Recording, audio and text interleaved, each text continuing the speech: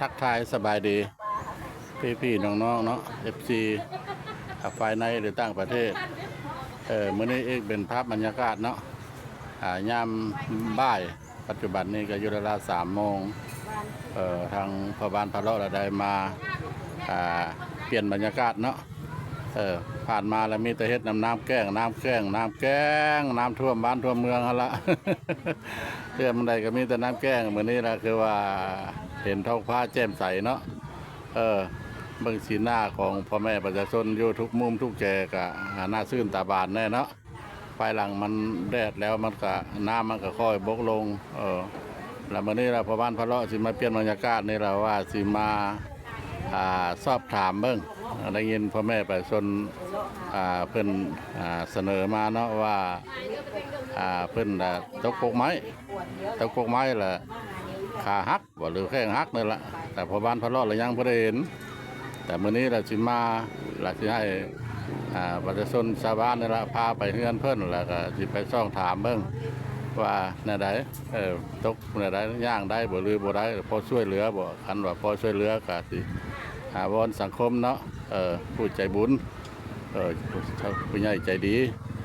ช่วยเป็นล้อเข่งบ่หรือว่าเป็นหยังบ่แล้วเราไปเบิ่งนํกันก่อนเนาะตามไปทำพ่อบ้านพะเลาะเลยเนาะว่าสิเป็นอย่างไรเนาะ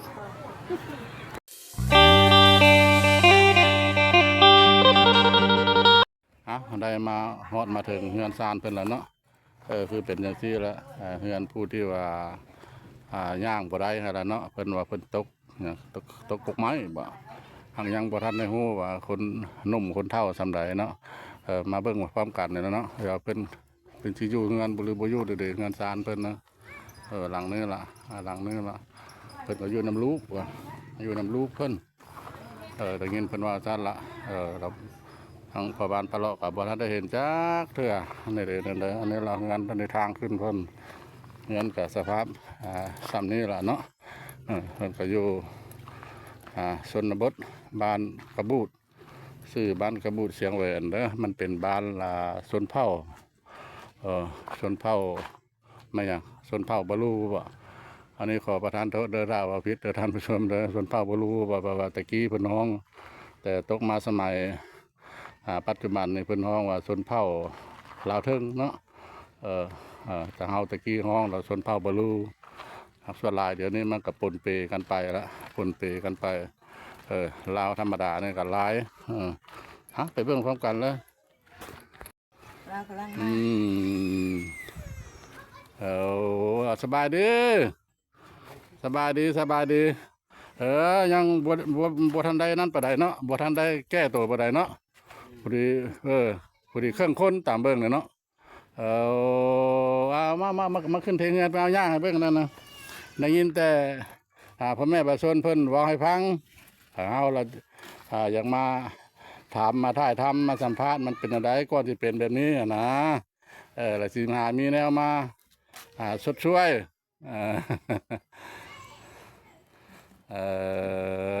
นั่นนี่ละท่านผู้ชมเลยแต่ว่าเงินซานบ้านซ่องเพิ่นก็ได้เพิ่นขึ้นก็ได้นั่นก็ขึ้นก็ได้ขึ้นบ่ได้ขึ้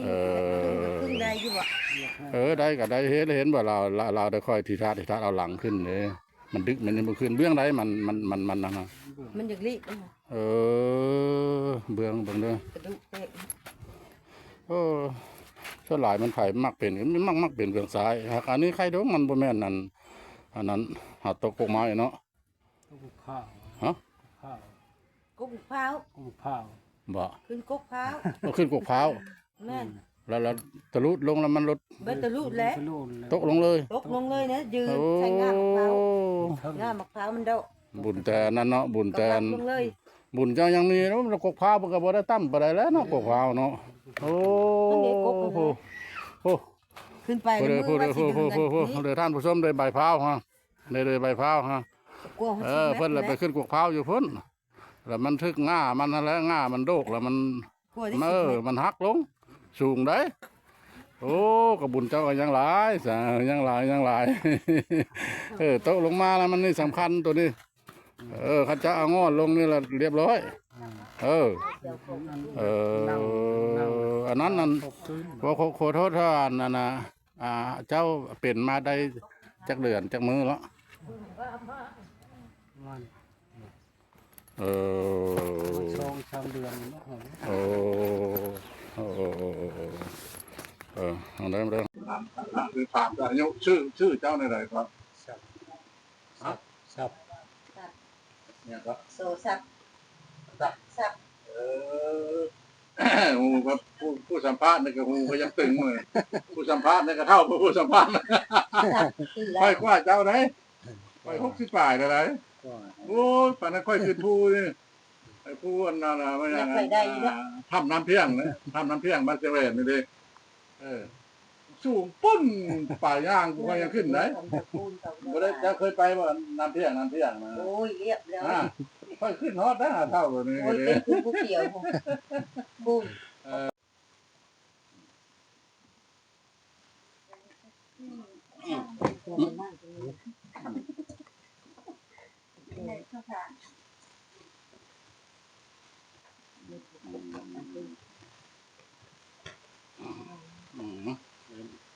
เป็นต้นละเฮาที่ถามเจ้าละก้อนที่เป็นนี่แต่ก้อนก็ถือว่าอยู่ดีมีแห้งอยู่เนาะแล้วไปขึ้นมะพร้าวว่ะ จะ เอที่ว่าที่ต่างๆจะน้อยอยู่เด้อไปขึ้นมะพร้าวแล้วเราก็คิดว่ามันสิบ่พลาดนะเนาะแล้วจักหน้าพร้าวนั่นน่ะมันหักว่ะ ครับ ไปล่างนั้นตกลงมาแล้วล่ะบ่ได้นั่นบ่สลบไปเลยบ่หรือว่าโอ้ สับพวกคน จ้า แค่นไม่จะแค่นเพิ่น แล้วได้ไปอันบ่ไปปิ้นไปปัวอยู่ของมนมก็ได้ไปก็ ไป อันไปแล้วเพิ่นวัดอักขิเลเบิ่งล่ะเพิ่นว่ามันเป็นน้ำสาเหตุอะไรมันเป็นน้ำนั้นอันลูกฮักลูกแตกบ่หรือว่ามันทึกเส้นทึกเอ็นมันจังว่าเป็นเปียเป็นร้อยนะ ลูกฮัก ลูกฮักลูกขาบ่ลูกแข้ง ลูกคาน ลูกขาฮักได้ได้จักเดือนละ 2 เดือนไป ประมาณปวดเลย ก็ เป็นน้ำเลย 2-3 เดือนนั่น มา2-3 เดือนเนาะอย่างชื่อเนาะคือ วันนี้ละการนายจ้างว่าไปมาบ่ได้นี่แหละชีวิตการเป็นอยู่นี่เด้กินข้าวกินน้ำในผู้ใดเฮ็ดให้กินผู้ใดเป็นเจ้าย่างบ่ได้เลยเด้ตัวอย่างอันนั้นน่ะนะกินน้ำผู้ใด ลุงลูกหลานหากิน กินในลูกน้ำหลาน ก็ เอาว่าขออนุญาตนำละอายุเจ้าปัจจุบันนี่จักปีฮะ 40 ปลาย ฮะ 40 ปลายปี ที่ปลายโอ้ก็ยังบ่แก่ปานใดเนาะยังบ่แก่ปานใดยังแข็งแรงอยู่เมียเด้มีบ่เมีย นี่เสีย เมียล่ะแต่ก่อนล่ะมี นี่ เสียเพิ่นเสียแล้วเสียนี่เราบ่ได้เอาแล้วอยู่นำลูกนำหลานเนาะ บ่เอาเลย เอ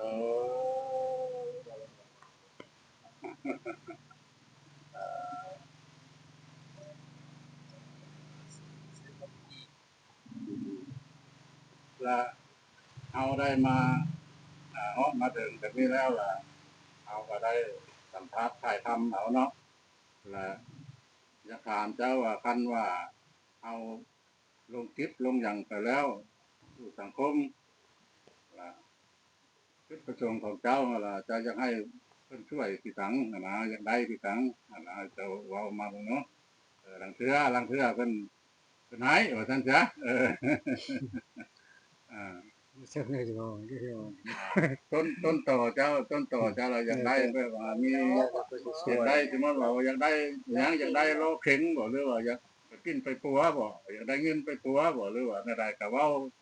ตามแนวคิดของเจ้าอยากได้ให้เจ้าตั้งสติดีๆตั้งสติเว้านะตั้งสติเว้าบางคนละอยู่บ้านนั้นอยู่ใส่บางไฟน่ะอันนั้นก็ไปย่ายงัวซื่อๆข้องเครือแล้วล้มแล้วเป็นต้นซ้ายนี่ล่ะ มือนี่ก็แกะออกกับบ่ออกเนี่ยย่างกับบ่ได้เอาไปมาแล้วพิการทางร่างกายมันคิดหลายคิดไปทางนั้นแล้วดูพิการทางสมองเลยบ้านนะข้ามไปทางรถรู้จักอย่างว่าตามหน้าตามหลังมีแต่ให้มีแต่ให้มีแต่ให้จักที่ช่วยใดๆแล้วบ้านเออ อยู่ได้ล้อกินก็เลยไปคืออยู่ได้เงินแล้วล้อกินมาเลยแล้วก็รักกันของอยู่ของกินแล้วก็ได้ล้อกันเลยแต่ว่าอยู่ได้เงินลูกมันก็กินแล้วอันนั้นลูกหลานนั่นแหละได้มีนาเฮ็ดบ่เฮ็ดนาบ่ ก็เฮ็ดคุ้มกินนี่บ่เลยว่าบ่คุ้ม บ่คุ้ม ไปซื้อ ซื้อ เดี๋ยวนี้น่ะหมดแล้วบ่หรือยังข้าวเปลือกเฮ็ดเถิงซื้อกินหาเอิ้นซื้อกันแล้วเนาะก็นับบ่ได้แล้วข้าวบ่ข้าวแพงเนาะ